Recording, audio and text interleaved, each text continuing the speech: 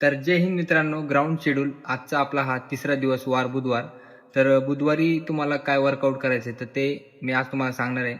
तर बुधवारी मित्रांनो, सर्वात प्रथम तुम्हाला 400 मीटरचे 4 राऊंड मारायचे नॉर्मल तुमचे पेसनुसार.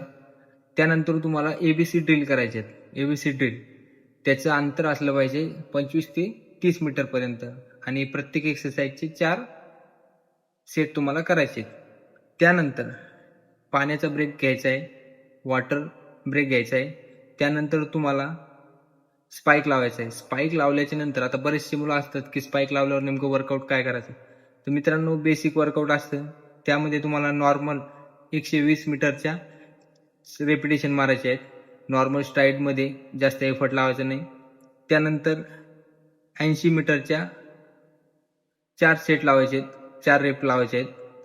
त्यानंतर 60 मीटरच्या 2 रेपिटेशन लावायचे आहेत आणि 10 मीटरच्या स्टार्ट काढायचा तुम्हाला. 10 मीटरचा फक्त स्टार्ट.